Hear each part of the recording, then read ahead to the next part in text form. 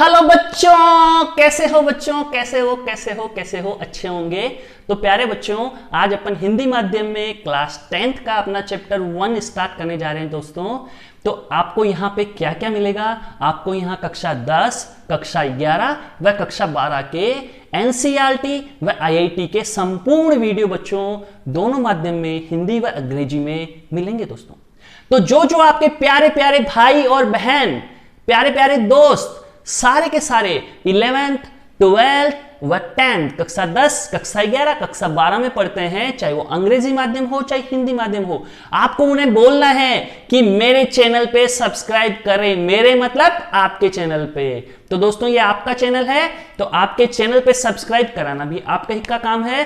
तो दोस्तों अब स्टार्ट करते हैं कक्षा 10 का अध्याय 1। तो देखिए दोस्तों, स्टार्ट करने से पहले कुछ प्यारी प्यारी बातें सीखते हैं दोस्तों, जो अपन को पहले से पता है, उनको याद करते हैं, फिर से रिकॉल करते हैं।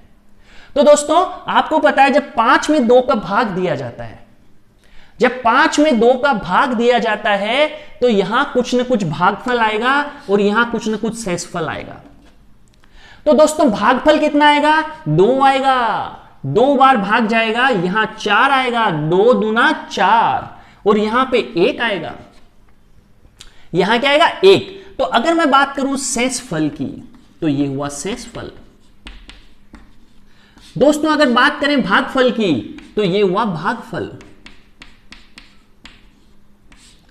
और दोस्तों बात करें भाजक की, तो ये हुआ भाजक। और दोस्तों बात करें भाज्य की, तो 5 हुआ भाज्य। प्यारे दोस्तों, आप सबको पता होगा भाजक क्या होता है, भाज्य क्या होता है, भागफल क्या होता है, शेषफल क्या होता है। जिसका भाग दिया जाता है वो भाजक होता है, जिसमें भाग दिया जाता है वो भाज्य होता है, जो भाग देने के पश्चात यहां आता है वो भागफल होता है, और जो शेष बच जाता है वो शेषफल होता है। भाग जितनी बार जाए वो भागफल, और शेष बचा वो शेषफल। तो ये प्यारे बच्चों कुछ कहानी थी। चलो तो और देखते हैं। अगर यहां पे मैं 11 ले लूं, 11 ले लूं, और 11 में 3 से भाग दूं, 11 में किसका भाग दूं? 3 का। तो बच्चों बोलो भागफल क्या आएगा? बच्चों बोलो भागफल क्या आएगा? 3 आएगा। यहां पे क्या आएगा? 9 आएगा। और माइनस करने पे यहां पे शेषफल क्या आएगा? 2 आएगा। आप कहेंगे गुरुदेव बिल्कुल, ये तो हमें कक्षा 5 में, 4 में और 3 में ही पता लग गया था कि ये आने वाला है। तो क्या आप हमें कक्षा 3 पढ़ा रहे हैं? अरे नाना बच्चों, अपन कक्षा 10 ही पढ़ रहे हैं। लेकिन सोचिए, क्या कक्षा 3 और 4 में पढ़ी हुई चीजों से कक्षा 10 में पढ़ी हुई चीजें समझ में आ सकती है? मैं बोलूंगा बिल्कुल आ सकती है। आपके गुरुवर ने, आपके गुरुदेव ने आपको ये चीजें सिखाई होगी। इसी से ही मैं एक प्यारा सा कंसेप्ट, प्यारा सा सिद्धांत आपको समझा दूंगा बच्चों। कैसे? अरे हा, अभी देखिए, आप देखिए। चलो ये हो गया।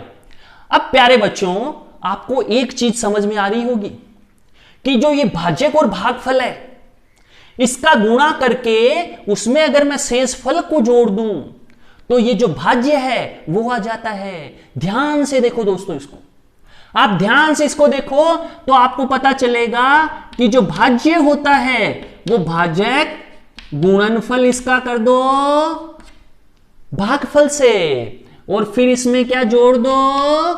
शेषफल जोड़ दो, प्लस कर दो शेषफल। प्यारे बच्चों भाज्य इजिकल टू क्या होता है? भाजक इंटू भागफल प्लस शेषफल।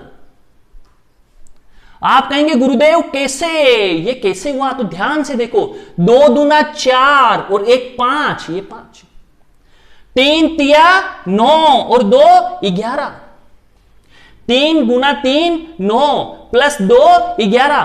तो बच्चों समझ में आया? यहां से देख के आपको पता चलता है कि भाज्य इजिकल टू भाजक इंटू भागफल प्लस शेषफल होता है। आप कहेंगे जय जय गुरुदेव, जय जय गुरुदेव, बिल्कुल समझ में आ गया। ये तो आपने सत्य वचन कहे। बच्चों मैंने सत्य वचन गाए हैं, तो आपको एक बात और बताता हूं। अगर सोचो यहां पे मैं भाजक के स्थान पे बी लिख दूं, भाज्य के स्थान पे ए लिख दूं, भागफल के स्थान पे क्यू लिख दूं, और बच्चों शेषफल के स्थान पे आर लिख दूं। समझना बात को, मैंने यहां पे भाज्य के स्थान पे ए रखा, भाजक के स्थान पे बी लिया, भागफल के स्थान पे क्यू लिया और शेषफल के स्थान पे आर लिया। तो प्यारे बच्चों, क्या आप यहां पे लिख सकते हो कि जो ये भाज्य है, ये भाज्य है, ये भाज्य है, इसके बराबर क्या होगा? इसके बराबर होगा भाजक इंटू भागफल। ये लो, प्लस क्या होगा? शेषफल। तो क्या ये बराबर होंगे? बिल्कुल होंगे। क्यों? ए भाज्य है, बी क्या है? भाजक है, भागफल क्या है? क्यू है, शेषफल क्या है? आर है। तो बच्चों ये कहानी आपको समझ में आ गई। अब बात करते हैं कुछ शेषफल के बारे में कि शेषफल क्या बोलता है।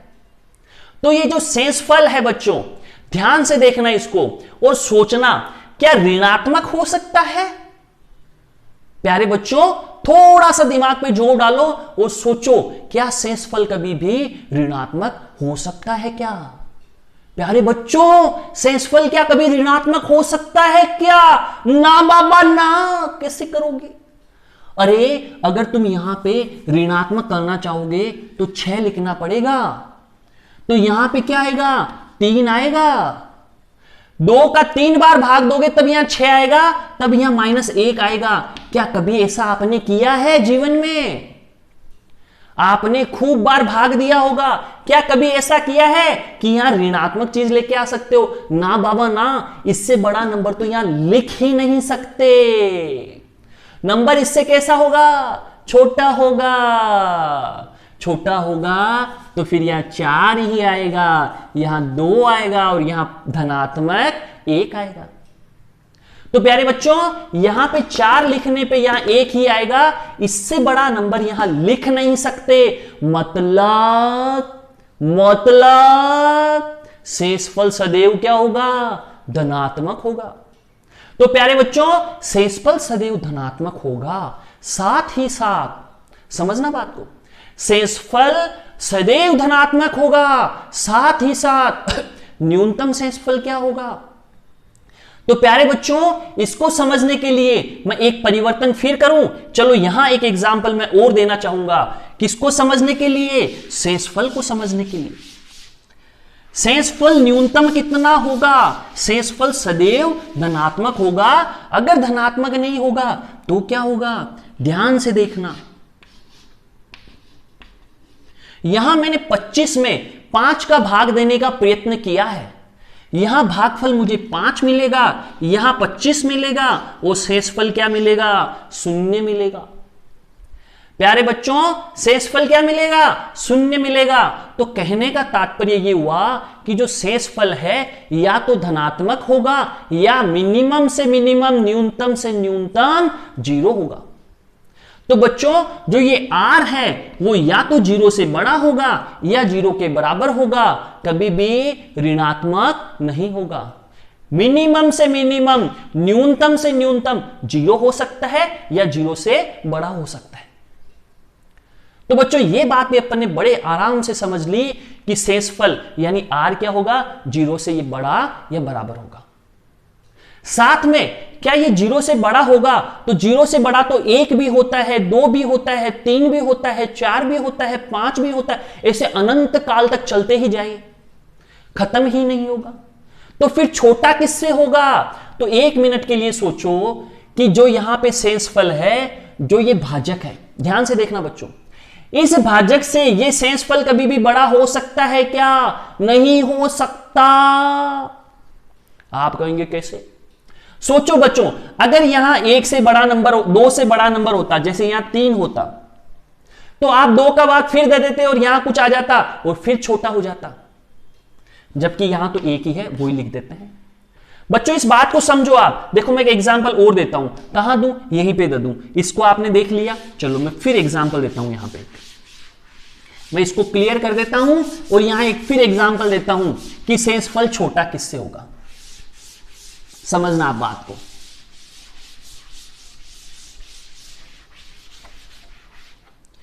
शेषफल छोटा किससे होगा? प्यारे बच्चों तो ध्यान से देखें आप, जैसे मैंने यहां पे 2 लिया और यहां पे मैंने जैसे ले लिया 13 लिया, 13 को अगर मैं 2 से भाजित करूं, ध्यान से देखना आप, ध्यान से देखना, और अगर मैं 5 यहां लिख दूं तो यहां क्या आएगा? 10 आएगा। अगर भागफल 5 लिख दूं तो 5 दूना क्या होगा? 10 होगा। तो यहां क्या बचेगा? 3 बचेगा, और 3 2 से बड़ा है। अब आप खुद ही इसे देखो और जरा सा सोचो, क्या मैंने जो लिखा है, वो जो भागफल किया है, वो सत्य है या असत्य है, गलत है या सही है? आप इसका निर्धारण कीजिए मित्रों, बच्चों आप इसका निर्धारण करो। सोचो, सोचो प्यारे बच्चों, सोचो। आप कहेंगे बिल्कुल गलत किया है सर जी। मैं बोलूंगा कैसे बच्चों? आप कहेंगे गुरुदेव यहां पे लिखना था 6, यहां पे लिखना था 12 और यहां पे लिखना था 1। मतलब क्या हुआ? यहां पे जो नंबर लिखा जाएगा वो उतना बड़ा लिखा जाएगा कि जो शेषफल आए वो इससे क्या हो जाए? छोटा हो जाए। अगर छोटा नहीं लिखेंगे तो भाग और चला जाएगा, इसलिए शेषफल सदैव इससे क्या होगा? भाजक से छोटा होगा। तो यहां से अपने को क्या मिला कि जो शेषफल होगा, या ये बोलूं कि भाजक सदैव बड़ा होगा, किससे? शेषफल से। शेषफल से बात करें तो भाजक सदैव शेषफल से बड़ा होगा, यानी भाजक क्या था? b था। शेषफल क्या था? r था। प्यारे बच्चों तो r है वो छोटा किससे होगा? b से। तो यहां ध्यान दो, मैं लिखूंगा कि r छोटा है b से। तो अब मैं एक नया कथन लिखने जा रहा हूं कि a is equal to B Q plus R, और 0 से बड़ा बराबर है r, लेकिन छोटा है किससे? b से। ये एक नया कथन आपके सामने आ गया दोस्तों। दोस्तों ये एक नया कथन आपके सामने आ गया। अब आप कहेंगे सर इससे क्या फायदा होगा? अरे बच्चों इससे तो बहुत ही अच्छा फायदा होगा। अब वो क्या फायदा होगा वो देखिए। अब इससे क्या हुआ? यूक्लिड नाम के गणितज्ञ ने एक अच्छा सा प्रमेय बना दिया। क्या बनाया बच्चों? एक बहुत ही प्यारा सा प्रमेय बना दिया। किससे बना दिया? इस कथन से। आप चीजें लिखते जाना दोस्तों, मैं मिटाते जा रहा हूं साथ के साथ, मैं साथ के साथ मिटाते जा रहा हूं। तो उसने बनाया यूक्लिड विभाजन प्रमेयिका। यूक्लिड विभाजन प्रमेयिका बनाई उसने। क्या बनाई बच्चों? यूक्लिड विभाजन प्रमेयिका, जिसको इंग्लिश में बोलते हैं यूक्लिड्स डिवीजन लेमा। क्या बोलते हैं बच्चों? Euclid division lemma. लेमा मतलब प्रमेयिका, डिवीजन मतलब विभाजन, यूक्लिड मतलब यूक्लिड। तो यूक्लिड नाम के गणितज्ञ ने यूक्लिड विभाजन प्रमेयिका दी दोस्तों। अब यूक्लिड तो गणितज्ञ का नाम था, विभाजन आप जानते हो, अब प्रमेयिका क्या होती है यह जानना जरूरी है। प्रमेयिका का मतलब क्या होता है, यानी लेमा का मतलब क्या होता है, यह जानना जरूरी है। तो क्या मतलब होता है दोस्तों? तो इसका मतलब होता है दोस्तों सिद्ध कथन। इसका मतलब होता है सिद्ध कथन, ऐसा कथन जो पहले ही सिद्ध किया जा चुका हो, इसको पहले ही सिद्ध किया जा चुका है, वो होता है सिद्ध कथन। और इसका प्रयोग कहां करते हैं? इसका प्रयोग करते हैं अन्य कथनों को सिद्ध करने में।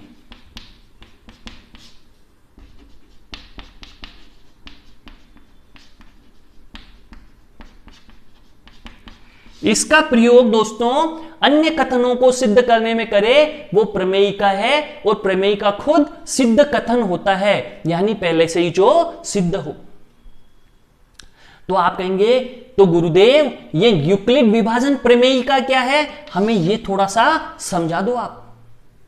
अच्छा बच्चों, तो जो ये वाली चीज थी जो आपने समझी क्या थी, भाज्य इजिकल टू भाजक इंटू भागफल प्लस शेषफल, और जो शेषफल है वो 0 से बड़ा बराबर छोटा है b से। a क्या था, भाज्य, b क्या था, भाजक, q क्या था, भागफल, r क्या था, शेषफल। तो इसने क्या बोला, यूक्लिड ने बोला सदैव दो धनात्मक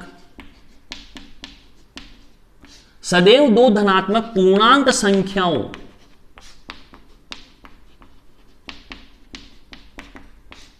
a तथा b हेतु सदैव अद्वितीय धनात्मक पूर्णांक संख्याओं का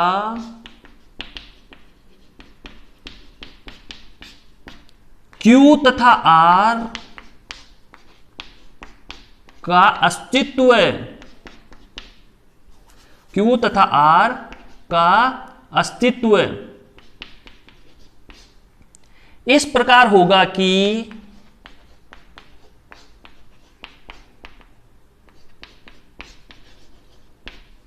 अस्तित्व इस प्रकार होगा कि, तो दोस्तों अपन ने क्या लिखा, सदैव दो धनात्मक पूर्णांक संख्याओं a तथा b हेतु सदैव अद्वितीय धनात्मक पूर्णांक संख्याओं q तथा r का अस्तित्व इस प्रकार होगा कि, किस प्रकार होगा, a is equal to B Q plus r, और 0 से बड़ा बराबर होगा r, छोटा होगा b से।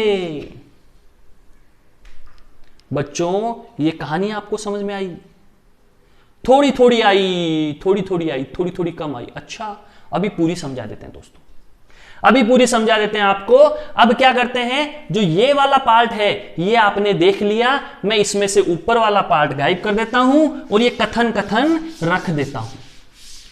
अब आपको समझाता हूं कि जो महोदय यूक्लिड थे, चच्चा यूक्लिड थे, ये चच्चा यूक्लिड ने ये बात क्यों लिखी। तो चच्चा क्या, एक बार चच्चा यूक्लिड ने, आपके जो चच्चा जी है यूक्लिड, उसने ये देखा और बोला कि भैया जो ये a और b है, यानी अगर भाजक और भाज्य मिल गए तो बच्चों भागफल और शेषफल को आना ही पड़ेगा, और वो हमेशा अद्वितीय होंगे।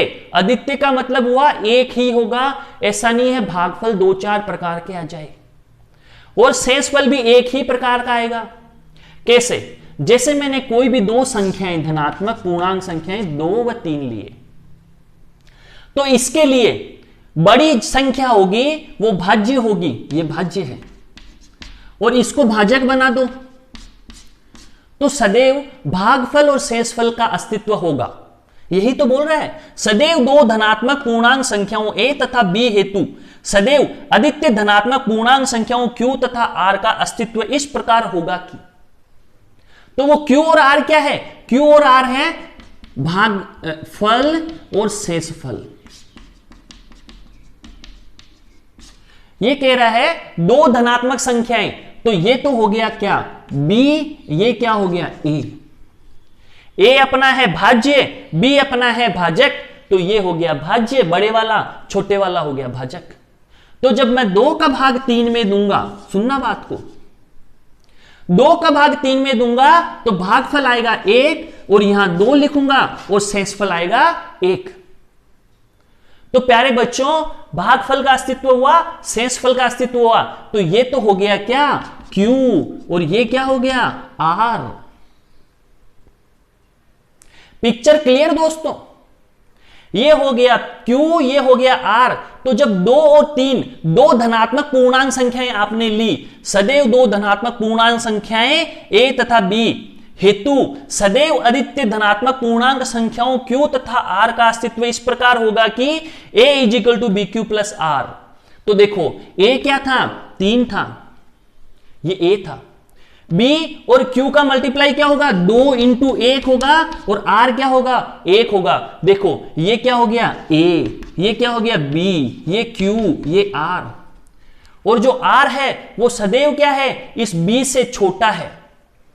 ये 0 के बराबर या बड़ा होगा और 2 से छोटा होगा। देखो 1 आया। तो कहने का मतलब जो यूक्लिड चच्चा ने बोला था कि भैया कोई भी 2 नंबर ले लो, हमेशा Q और R यानी भागफल और शेषफल जरूर आएगा, और वो अद्वितीय होगा, उसके समान कोई दूसरा नहीं आएगा, वो केवल 1 आएगा। भागफल भी 1 आएगा, शेषफल भी 1 ही आएगा। ये हो गया अद्वितीय होना।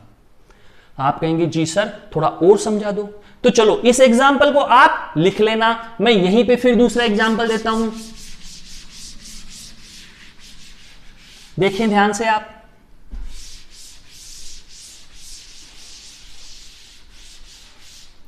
अगर मैं कोई भी 2 संख्याएं फिर लूं, जैसे मैंने लिया 5 और मैंने लिया 17,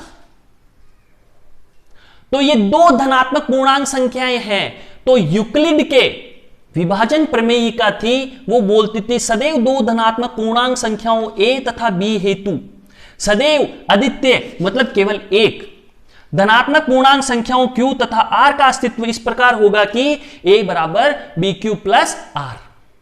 तो देखो यहां जब आप 5 को लोगे, भाजक छोटा क्या है, छोटा है उसको लेना है भाजक, बड़े को लेना है भाज्य, यानी A तो हो गया 17 और B हो गया 5।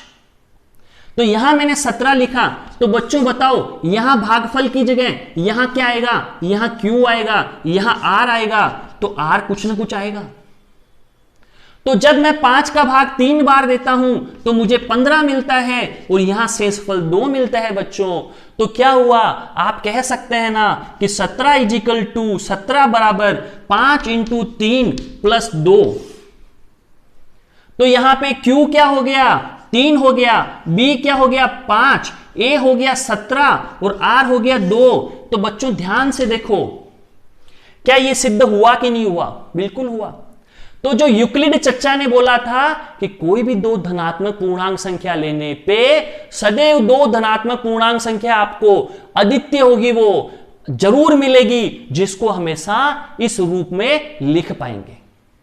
तो वास्तव में ये क्या था, ये केवल और केवल जो भाजकता का नियम था कि भागफल इंटू भागफल गुणा भाजक प्लस शेषफल बराबर क्या होता है, भाज्य होता है।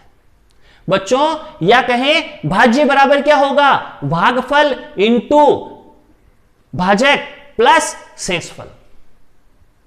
पिक्चर क्लियर दोस्तों। तो कहानी आपको समझ में आई। तो यह था अपना यूक्लिड विभाजन प्रमेय का।